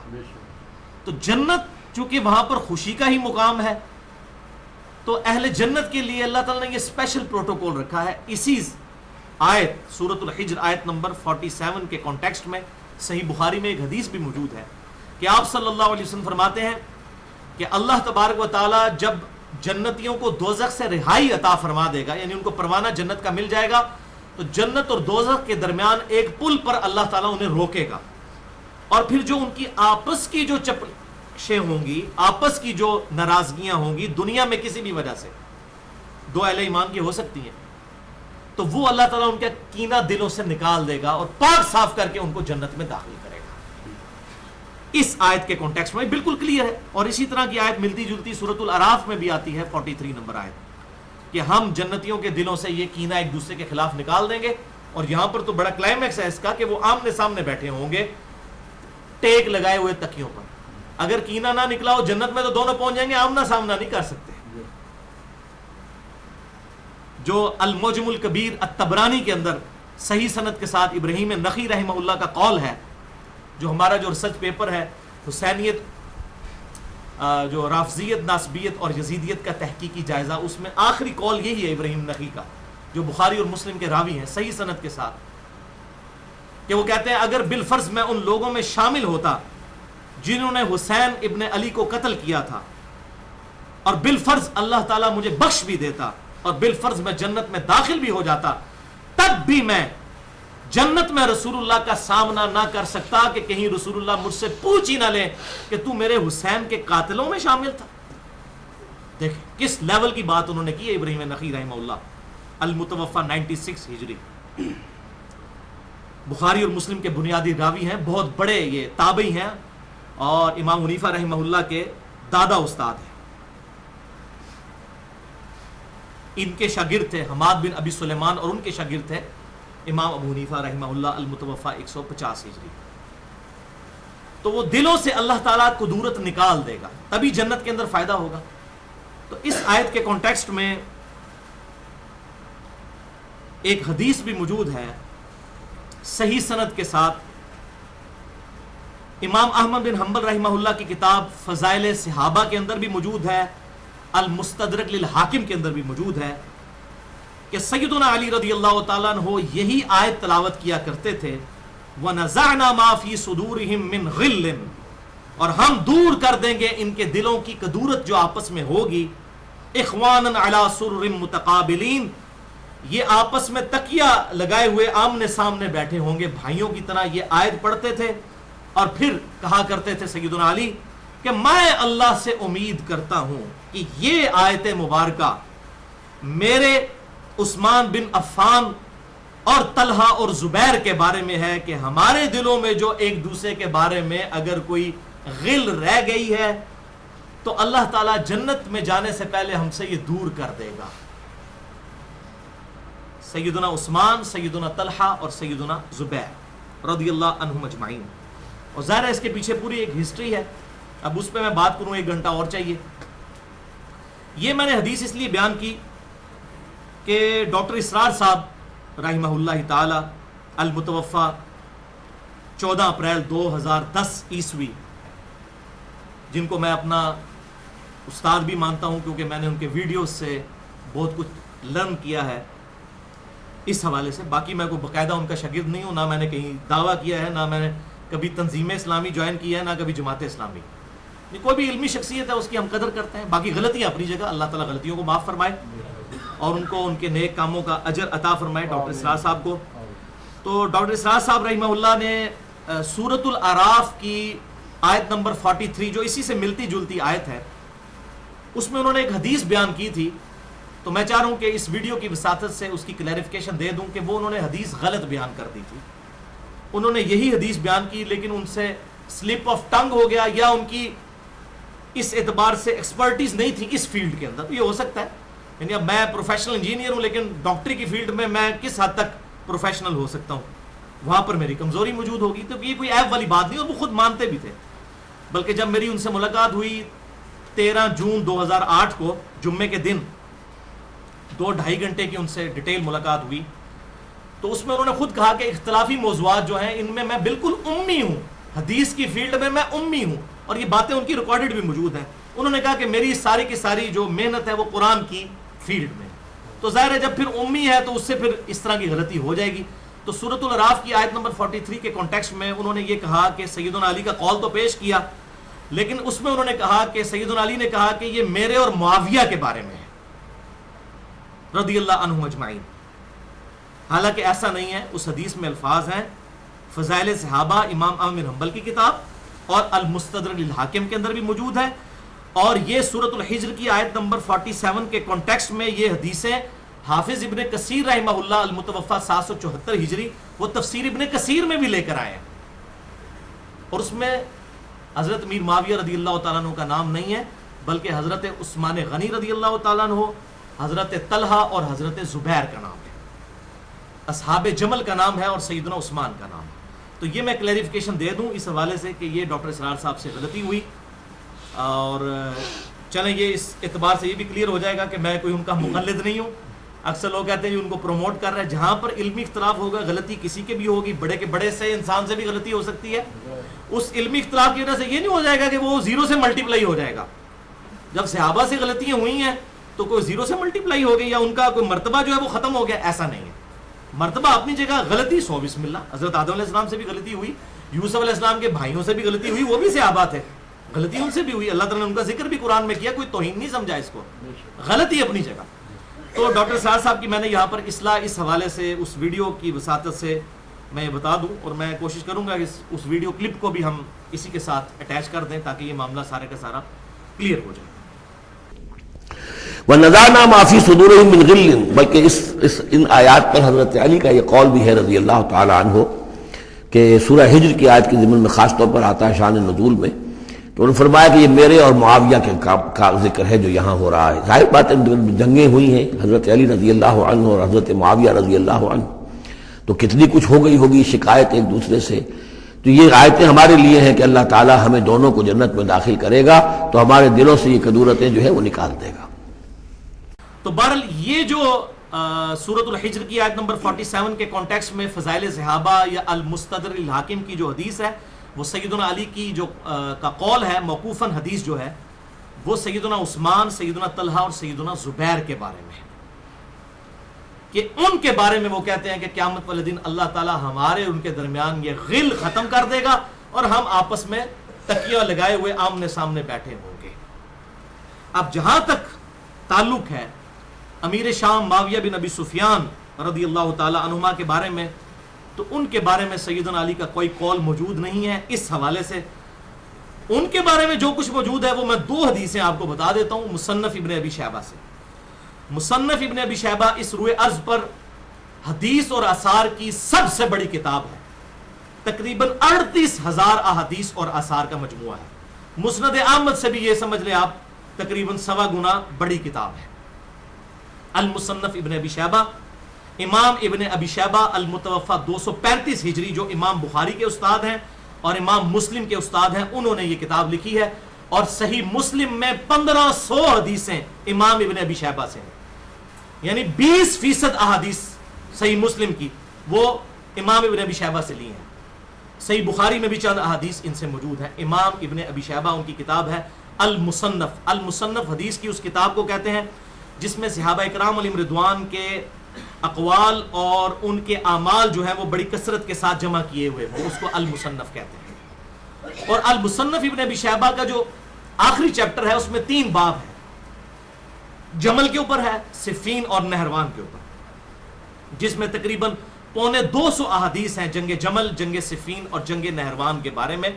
اور یہ جن لوگوں کو یہ وہم ہو گیا جی مشاجرات صحابہ کو ڈسکس نہیں کرنا چاہیے، تو امام ابن ابی شیبہ نے باقاعدہ باب باندھے ہیں، جمل، صفین اور نہروان. باب جو ہے وہ محدث کا اپنا عقیدہ ہوتا ہے، وہ تو باب بنا کر فتن کے چیپٹر میں، کتاب الفتن میں، فتنوں کے باب میں 3 سب چیپٹرز انہوں نے بنائے ہیں اور ان چیزوں کو ڈسکس کیا. 250 حدیث ہیں. اور ابھی تقریباً 1 مہینہ پہلے میری بات ہوئی تھی. یہ مصنف ابن ابی شیبہ الحمدللہ اردو میں پرنٹ ہونے والی ہے، پرنٹنگ پریس تک پہنچ چکی ہے. اس کے بعد ایک علمی آپ سمجھ لیں ایکسپلوژن ہو جائے گا اور یہ ساری حدیثیں پبلک کے سامنے آ جائیں گی جمل، صفین اور نہروان کے حوالے سے، جو ہم وہ مقدمہ خلفائے راشدین کا لے کر کھڑے ہوئے ہیں کہ سیدنا علی رضی اللہ تعالیٰ عنہ کو اللہ کے محبوب صلی اللہ علیہ وسلم نے ایک جنگ پر حق کی مہر لگائی تھی. اور یہ بڑی ڈیٹیل سے میں نے لیکچر دیا ہے جنگ جمل، صفین اور نہروان کے حوالے سے. مسئلہ نمبر 101 تقریباً 2.5 گھنٹے کی گفتگو ہے. فکر حسین حق پرستی کی علامت ہے. صحیح مسئلہ خروج اور فکر حسین حق پرستی کی علامت ہے. اہل سنت پاک.com پر مسئلہ نمبر 101 کے نام سے. آج میں اس کی ڈیٹیل میں نہیں جاؤں گا. البتہ ڈاکٹر اسرار صاحب سے یہ جو غلطی ہوئی تو میں اس کی اصلاح کے اعتبار سے حضرت امیر معاویہ رضی اللہ تعالیٰ کے بارے میں سیدنا علی کا کیا موقف تھا وہ بیان کرنے لگا ہوں، اور مشاجرات صحابہ کے بارے میں میرا موقف اس کے اندر امپلائڈ ہے، کیونکہ جامعہ ترمذی، سنن ابی داؤد اور سنن ابن ماجہ میں صحیح سند کے ساتھ یہ حدیث ہے، علیکم بسنتی و سنت الخلفاء الراشدین المہدیین، تم پر میری سنت اور خلفائے راشدین کی سنت لازم ہے. تو سیدنا ابو بکر، عمر، عثمان اور علی اور انہی کی خلافت میں حسن ابن علی، یہ 5 خلیفہ راشد ہیں جس پہ اہل سنت اور اہل تشیع کا اتفاق ہے. رافضیوں کی میں بات نہیں کر رہا، اہل سنت اور اہل تشیع کا. تو ہم خلفائے راشدین کے ساتھ ہیں. تو وہ میں اب آپ کو 2 روایتیں المصنف ابن ابی شیبہ سے بتا دیتا ہوں تاکہ ڈاکٹر اسرار صاحب کی یہ جو کلیریفیکیشن ہو جائے گی ان کے اسٹوڈنٹس کے لیے بھی. مصنف ابن ابی شیبہ میں انٹرنیشنل نمبر کے مطابق 7050 نمبر یہ اثر ہے. تابعی کہتے ہیں کہ ہم نے سیدنا علی رضی اللہ تعالیٰ عنہ کے پیچھے نمازوں میں قنوت نازلہ پڑھی تھی معاویہ بن ابی سفیان رضی اللہ تعالیٰ عنہ کے خلاف، اور سیدنا علی یہ دعا کرتے تھے اللہم علیک بمعاویہ و اشیائہ، اللہم علیک بعمر ابن عاص و اشیائہ، اے اللہ معاویہ اور اس کے شیعہ کو تو تباہ و برباد کر دے، عمر ابن عاص اور اس کے شیعہ کو، شیعہ کہتے ہیں ان کے گروہ کو، یہ پولیٹیکل ٹرم ہے شیعان علی اور شیعان معاویہ. ہم اہل سنت شیعان علی ہیں الحمدللہ. تو معاویہ اور اس کے شیعہ کو، ان کے گروہ کو تباہ و برباد کر دے، اور عمر ابن عاص اور اس کے گروہ کو تباہ و برباد کر دے. صرف اس لیے انہوں نے یہ بات کی کہ ان کی وجہ سے خلافت کا نظام خطرے میں پڑ گیا تھا. تو یہ قنوت نازلہ آج لوگ انڈیا پہ پڑھ رہے ہیں، قنوت نازلہ لوگ امریکہ کے اوپر پڑھ رہے ہیں، وہ بھی پڑھیں، لیکن یہ بھی ایک حقیقت ہے قنوت نازلہ. المصنف ابن ابی شیبہ 7050 نمبر. تو وہ سیدنا علی کیسے کہہ سکتے تھے وَنَزَعْنَا مَا فِي صُدُورِهِم مِّن غِلٍّ، ان کے بارے میں جن پر قنوت نازلہ پڑی. اور اس سے بھی بڑھ کر 37880 نمبر روایت ہے المصنف ابن ابی شیبہ میں، 37880 نمبر، کہ سیدنا علی رضی اللہ تعالیٰ عنہ سے صفین کے مقتولین کے بارے میں پوچھا گیا کہ امیر المومنین کچھ لوگ تو آپ کے ساتھ تھے، خلیفہ راشد کے ساتھ، وہ تو حق پر ہیں، جو مخالفین تھے معاویہ بن ابی سفیان یا عمر بن عاص رضی اللہ عنہم اجمعین اور ان کے ساتھی، ان کے بارے میں آپ کا کیا خیال ہے؟ تو سیدنا علی نے فرمایا کہ میں اللہ سے امید کرتا ہوں کہ صفین میں جو میرے خلاف لڑے اور جو میرے ساتھی تھے، میرے ساتھی تو ظاہر ہے وہ تو حق پر ہے ہی ہیں، تو صحیح بخاری اور مسلم کی متفق علیہ حدیث ہے، عمار کو ایک باغی جماعت قتل کرے گی، عمار ان کو جنت کی طرف بلائے گا، وہ جماعت ان کو دوزخ کی طرف بلائے گی. تو ظاہر سیدنا عمار جو تھے وہ آرمی چیف تھے سیدنا علی کی طرف سے، جنگ صفین میں شہید ہوئے. اور کسی عام آدمی نہیں، ابو الغادیہ جو کہ اصحاب شجرہ میں سے تھے، صلح حدیبیہ کے صحابی، ان کے ہاتھوں وہ شہید ہو گئے. اور بعد میں پھر وہ روتے بھی تھے کہ علیحدہ سے ایک پورا معاملہ ہے. اس پہ 2 ریسرچ پیپر میرے جو ہیں وہ اہل سنت پاک.com پر ریسرچ پیپر نمبر 5A رافضیت، ناسبیت اور یزیدیت کا تحقیقی جائزہ، اور ریسرچ پیپر نمبر 5B ہے واقعہ کربلا کا حقیقی پس منظر 50 صحیح الاسناد احادیث کی روشنی میں. اس میں میں نے یہ پوری سٹوری کھولی ہے کہ احادیث کی روشنی میں مودودی صاحب کے اوپر ایلیگیشن لگا خلافت و ملوکیت پہ کہ جی انہوں نے تاریخی روایتیں لکھی ہیں، تو ہم نے وہ ایلیگیشن دور کر دیا ہے. ہم نے اب صحیح الاسناد احادیث، اکثر احادیث بخاری اور مسلم سے ہیں، ساری اہل سنت کی کتابوں سے وہ 50 حدیثیں عربی میں بھی جمع کی ہیں، اردو میں بھی اور انگلش میں بھی. ظاہر ہے وہ انٹرنیشنل پمفلٹ ہے، عربی میں بھی آ گیا، انگلش میں بھی، اردو میں بھی. پیچھے کون سی زبان رہے گی؟ واقعہ کربلا کا حقیقی پس منظر 50 صحیح الاسناد احادیث کی روشنی میں اس میں ڈیٹیل سے بتایا. آپ مصنف ابن ابی شیبہ کی اس روایت کی طرف آئے کہ مقتولین صفین کے بارے میں جب مولا علی رضی اللہ تعالیٰ عنہ سے پوچھا گیا، مولا کا مطلب دلی محبوب، جگری یار، حدیث متواترہ، حدیث متواتر ہے، من کنت مولاہ فہذا علی مولاہ. جامع ترمذی میں بھی موجود ہے، مسند احمد میں بھی موجود ہے، سنن نسائی الکبریٰ کے اندر بھی موجود ہے، امام ابن ابی عاصم کی کتاب السنہ میں بھی موجود ہے، اور کئی کتابوں میں 22 صحابہ سے حدیث، جس کا مولا میں اس کا مولا علی، جس کا جگری یار میں اس کا جگری یار علی. ہم اپنے علماء کو بھی مولانا کہتے ہیں، وہ مشکل کشا نہیں کہہ رہے ہوتے بلکہ دلی دوست. تو مولا علی رضی اللہ تعالیٰ عنہ سے جب مقتولین صفین کے بارے میں پوچھا گیا، مصنف ابن ابی شیبہ 37,880، تو انہوں نے کہا کہ جو میری طرف سے شہید ہوئے ظاہر ہے وہ تو خلیفہ راشد کے ساتھ تھے، علیکم بسنتی و سنت الخلفاء الراشدین، وہ تو حق پر تھے. اور جو میرے مخالفین ہیں میں اللہ سے امید کرتا ہوں کہ یہ دونوں جنت میں جائیں گے. آگے الفاظ ہیں سیدنا علی کے کہ پھر معاملہ میرے اور معاویہ کے درمیان طے پائے گا اللہ کی عدالت کے اندر. یعنی معاویہ بن ابی سفیان کو سیدنا علی نے معاف نہیں کیا، تو یعنی کہ وہاں پر معافی والا کوئی معاملہ نہیں ہے. سیدنا طلحہ کو معاف کیا، سیدنا طلحہ تو المستدرک علاقے میں آتا ہے، جنگ ہی چھوڑ کر چلے گئے، مروان نے خود ان کے گھٹنے میں تیر مارا، یہ صحیح سند کے ساتھ ہے، مسئلہ نمبر 101 کے اندر سن لیں، میں نے حدیث کا نمبر بھی بتایا. سیدنا زبیر بھی جنگ چھوڑ گئے، سیدہ عائشہ بھی پوری زندگی روتی تھی، سیدنا علی سے معافی مانگی، سیدنا علی نے معاف کر دیا، ان کا دوپٹہ تر ہو جایا کرتا تھا. بڑی ڈیٹیل کے ساتھ یہ ساری احادیث اس ریسرچ پیپر میں واقعہ کربلا کا حقیقی پس منظر 50 صحیح الاسناد احادیث کی روشنی میں اس کے اندر یہ موجود ہے. تو یہ میں نے ڈاکٹر اسرار صاحب کی اس حوالے سے اصلاح یا ان کی آپ سمجھ لیں ویڈیو میں اصلاح کے اعتبار سے میری یہ کوشش تھی کہ میں یہ کلیئر کر دوں کہ یہ بالکل معاملہ ڈیفرنٹ ہے. ڈاکٹر اسرار صاحب کا میں کوئی مقلد نہیں ہوں، اکثر لوگوں نے یہ دعویٰ کیا ہے میرے بارے میں کہ یہ کوئی ان کو پھیلا رہا ہے. میں ان کی عزت کرتا ہوں، قرآن کے حوالے سے جو ان کی خدمات ہیں میں ان کو سلام پیش کرتا ہوں. اللہ تعالیٰ ان خدمات کی برکت سے ان کی غلطیاں بحیثیت انسان جو ہوئیں وہ معاف کرے. اور اسی طریقے سے اور بھی جتنے بھی علماء جنہوں نے دین کے لیے خدمت کی ہے، مولانا مودودی ہوں یا احمد دیدار صاحب ہوں، اللہ تعالیٰ سب کی غلطیوں کو معاف فرمائے. تو یہ اصلاح کی کوشش کی. اور ڈاکٹر اسرار صاحب کے میں نے دفاع پہ چونکہ لیکچر دیا تھا، اس کی وجہ سے لوگوں کو یہ گمان ہوا کہ شاید میں کوئی جماعت کو پروموٹ کر رہا ہوں. میں سب سے محبت کرتا ہوں، کوئی پارٹی بازی میں نہیں پڑتا، لیکن میں ساری جماعتوں سے جو بھی توحید کی بات کریں میں ان کے ساتھ محبت کرتا ہوں. اور مسئلہ نمبر 48 میں نے ریکارڈ کروایا تھا، فکر حسین تحریک خلافت کی روح ہے. اس میں نے ڈاکٹر اسرار صاحب پہ جو اہل حدیث کی طرف سے الیگیشنز لگائی گئی تھیں اور اہل تشیع کی طرف سے، میں نے دونوں اعتبار سے ڈاکٹر اسرار صاحب کا دفاع کیا تھا. اور مسئلہ نمبر 41 بھی وحدت الوجود کے ایشو پہ، تو میں نے اہل تشیع کا بھی رد کیا اور اہل حدیث کے بھی ان علماء کا جنہوں نے ڈاکٹر صاحب کے ساتھ تھوڑی سی اس حوالے سے زیادتی کی، تو میں نے دونوں کا رد کیا. اس کے بعد اہل حدیث بھی ناراض ہو گئے اور اہل تشیع بھی ناراض ہو گئے. اور وہ اسی دن جب وہ لیکچر اپلوڈ ہوا، مسئلہ نمبر 48 فکر حسین حق پرستی کی علامت ہے، جس میں نے ناسبیت کا جو سیدنا علی کی معاذ اللہ بغض کا الزام تھا جو ڈاکٹر اسرار صاحب پہ، میں نے وہ دور کیا اور کتابوں کے حوالے پیش کیے. کہ ڈاکٹر اسرار صاحب پہ وقت کے ساتھ ساتھ حقیقت کھلی. ایک وہ وقت تھا کہ 80s میں ان کا ایک لیکچر تھا جو کتابی شکل میں سانح کربلا کی شکل میں آ چکا ہے. اس میں کئی باتیں ایسی ہیں جو بالکل ان لاجیکل ہیں، اور مودودی صاحب کے بارے میں بھی انہوں نے سخت کامنٹس کیے جو بالکل بیس لیس ہیں. میں کہتا ہوں بیس لیس ہیں.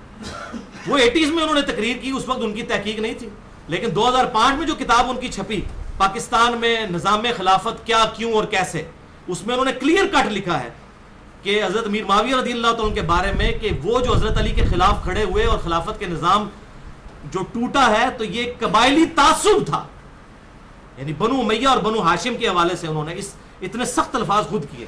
پہلے مودودی صاحب کہتے تھے سخت الفاظ لکھے، پھر خود بھی لکھ دیے. یہ قبائلی تعصب تھا جو کہ معاویہ بن ابی سفیان رضی اللہ تعالیٰ عنہ حضرت علی کے خلاف کھڑے ہوئے، انہوں نے خود مانا یہ کوئی وہ والا معاملہ نہیں تھا اور کوئی. تو یہ وقت کے ساتھ ساتھ چیزیں کلیریفیکیشن ہوتی ہیں انسان کو. بال اس میں ایک چیز میں بتا دوں جو کہ اشارتاً ذکر ہوئی ہے سیدنا عثمان کے حوالے سے کہ سیدنا علی نے ان کا نام کیوں لیا. تو بھائیو یہ بات حقیقت ہے کہ سیدنا عثمان غنی رضی اللہ تعالیٰ عنہ کی بعض پالیسیز ایسی تھیں جو ہے تو نیک نیتی کے ساتھ تھی، جیسا کہ آپ صلی اللہ علیہ وسلم بھی تالیف قلب کے لیے نیو مسلمز کو زیادہ نوازتے تھے. صحیح مسلم میں آتا ہے ابو سفیان کو غزوہ حنین پہ آپ نے 100 اونٹ دے دیے, تو باقی صحابہ اکرام علیہم رضوان نے کہا کہ آپ نے ہمیں کچھ نہیں دیا. تو آپ صلی اللہ علیہ وسلم نے انصار سے کہا کہ اے انصار, کیا تم اس پہ راضی نہیں کہ یہ لوگ دنیا کا مال لے جائیں اور تم اللہ کے رسول کو لے جاؤ؟